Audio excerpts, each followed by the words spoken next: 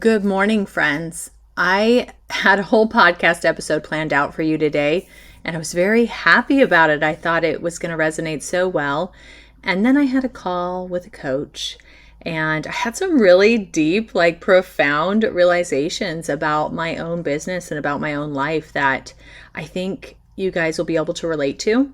So, can we talk about that? Can we talk about how there is a idea that there's this one size fits all approach to our business and our lives, and it's just a lie. It's just an outright lie. So yeah, let's dig in today. I'm sure you guys are going to love it, and let's just talk about some ways to figure out where those discrepancies lie and if they're truly in tune with what you need to help your business grow and to thrive. All right, let's get started. Hey friend, welcome to Deep Healing for Creative Entrepreneurs. My name is Aubrey Barr, and I am a subconscious release technique practitioner and photography business owner. I know you are sick of ending your day feeling overwhelmed and exhausted, and you are seeking a solution to help you feel creatively inspired and actively engaged in your business as well as personal life. In this podcast, we are going to dig into any limiting beliefs or subconscious programs that are keeping you in a space filled with anxiety and stress. This work is not a temporary solution for your life. No, this is a complete transformation. So grab your coffee or tea and let's start you on the road to healing. And let me just say, you can do this. You are worth it. And you are meant to thrive in life and business. So let's dig in.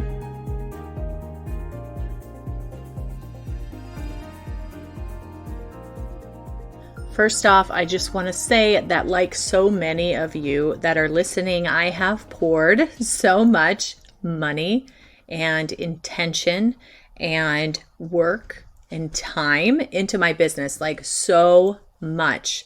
Raise your hand if that's you. I know it's so many of you guys. We do not just wake up one day and I'm like, oh, this is how you run a business. This is how you do it, right? Now I'm going to be an entrepreneur. No, there's so much studying that goes into it. You know, oftentimes we hire coaches, right, to help us with that kind of phase where we need a little more assistance moving into certain things like marketing or, using technology where we need to be more routine or planned out and that kind of thing. Some of us don't find that comes very naturally. So we have to think outside the box and try to hone in on what we need for our lives. So I had this call with a different business coach that I've not used before, but I do know her. We do some networking calls together. So I was very excited to get her feedback on something I'd been dealing with in my business, and it is related to marketing. And so we were talking a bit, and she flat out told me that I am doing too much work, and I 100% agree with her. Okay, this did not come as a surprise. My gut had already been saying, hey, take a break, back off of it. But I do tend to err on the side of work harder. That is my makeup. That's my genetic makeup. I found that in my family line quite consistently, but it's also, I'm a Virgo, right? And I'm a Gemini. So I'm multi-passionate about different careers and different focuses. I have my Gemini in my 10th house, my North Node also in my 10th house, and not surprising at all, my Mars in my 10th house. So if you know anything about astrology, and if you don't, it's fine. Just follow along for a second. All of those things are geared towards my career and my business, okay? So Mars is a very fiery energy, very motivating, very go-getter. My North Node being there is propelling me towards my career in my life, right? That is my ultimate direction of my life. Now, opposite of that is your South Node. So I've got my South Node in my 4th house, which is more about being at home and feeling comfortable in that environment, which I already am. It's like, that's what I knew. And now I'm moving towards my 10th house, which is what I'm learning in life. And I'm just going to say, I don't take all of astrology with this is what it is. This is how it's going to be. I don't look at it at all, but it is absolutely true in my life, the way that is set up. So naturally, I just tend to move towards wanting my career to grow and wanting to grow it in any way I can, whatever feels good to me. So I have been on this discovery through my business for years, and I've really noticed that I tend to put more in than I need to. So I was already coming to this realization when I spoke with her today, and I just was like, wow, am I getting permission to not post as much on social media? And she was like, yes, but you don't need permission. I said, of course not, right? I know that, but still, it's just funny to be somebody who coaches people on their mindset and on programming and generational stuff, and at the same time needs coaching still, right? Every single one of us is like that. There's so many areas in our life where we need someone else's feedback. We absolutely need that. And I know that. So anyway, I really appreciated her comments, but it got me thinking, like, how much of our business, of our personal life, of everything that we do in the day is based off of what someone told us how it should be, right? Because I didn't just pull this up where I was like, I'm going to post every day and it's always going to be about my business. I did not come up with that on my own, okay? I do think it's important to have posts like that, but I also think it's important to post from your heart and from your intuition and really connect with that, because we don't want to lead with something that sounds super needy, right? We want to attract people to us. We don't want to, throw them away like what is the word I'm looking for? We don't want to push them away. We're going to push them away if they can tell that our energy is needy. Okay. So, oftentimes, maybe I don't want to post. Maybe I don't feel like doing it, right? Can you relate? Probably. So in that situation, we should absolutely be consulting our intuition and saying, oh, you know what? I'd rather post this freaking hilarious meme and call it a good day, And I do honestly do that sometimes. But it was just such an eye-opening experience to be like, wow, this is not necessarily the way that I need to be doing life, because it's not helping me. It's putting me a state of veering towards working more, which I'm already naturally doing. And I have no problem with work. Like, I really, really am passionate about my business. I am not on the verge of burnout. I am not overwhelmed at all. Okay. But on the flip side of that, I know I need to stay within my boundaries, right? Just as all of you should, right? Just as if you have like a crazy busy season and you say to yourself, I did really well, but I probably shouldn't have taken those last 2 weddings, or I probably shouldn't have taken that family session too close to Christmas, right? Whatever it can be, like, you're able to recognize that. The other thing that we can look at to help us really understand how much we should post, when we should post, what should we talk about, all of those things is going to be your human design. Okay, I've talked about a little bit here and there. I absolutely included it in my program because I find it so beneficial for people who love to work or don't love to work. It's really nice to see, like, where's that balance for me? And guess what? There's no magic thing at all with this. It literally is just like how you process energy, how you get your intuition answers, how you decide when it's time to stop working. Like, all of that is included in human design. So I find it a beautiful blueprint for that kind of thing. So yes, I did an episode about human design. I will link it in the show notes if you guys missed it. I also have it on YouTube. I did it with Elise Houston, and I will be doing another one with another human design expert in the next couple weeks, somebody that I've worked closely with. So I find it very fascinating, but it's so important to understand that and take what you need from it. None of this is going to be like 100%, this is why I do the things I do and I have to stick with it and it doesn't matter how it feels in the moment. That is not true, okay? None of it feels that way. None of it is like that, okay?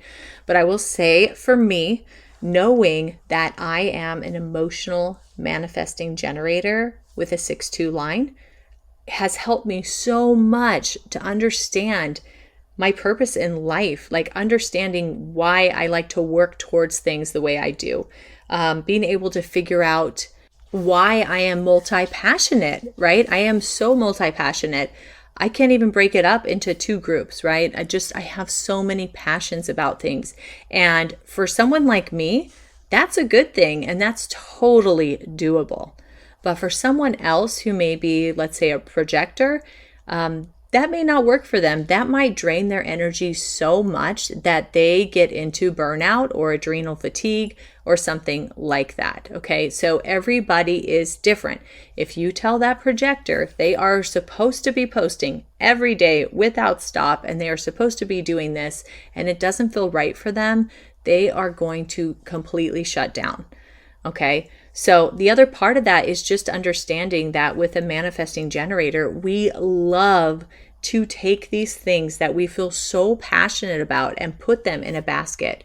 I love to take photography and art and creativity and put it in the same basket as my healing work, my energy work, and my spiritual side, right? Because I have a lot of spiritual side too. Put them all in the same basket. And if that basket speaks to you, great. And if it doesn't, that's fine too. But that's what makes me unique, and that's what makes me, right? And guess what? We are all unique, I promise you. So it's just like almost permission again. That word keeps coming up, but it's almost permission to be like, hey, that's okay that I choose a couple things and I put them together. And that's okay that my friend doesn't do that, right? Because that feels overwhelming to her and she has to focus on one thing. That's totally okay, right? But it's almost giving you this permission to be who you are. You don't need to read your human design or look at your astrology or even, let's say, Myers-Briggs or any of that. You don't have to look at that and try to become that person. That's not what it's about. It's about allowing you to see all the unique gifts you have and welcoming those in and just saying, oh, okay, well, that's why I feel better after a day of doing these things and then rest, right? So it's just a simple blueprint that allows you to become more fully yourself, if that makes sense.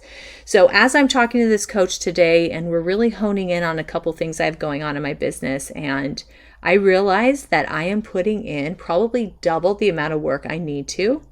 I had this aha moment where I was like, oh my gosh, it is okay to not work as much. I think that as a society,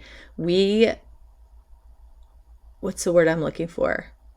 We find that the more we work, the more money we make, or the more we work, the more people we reach.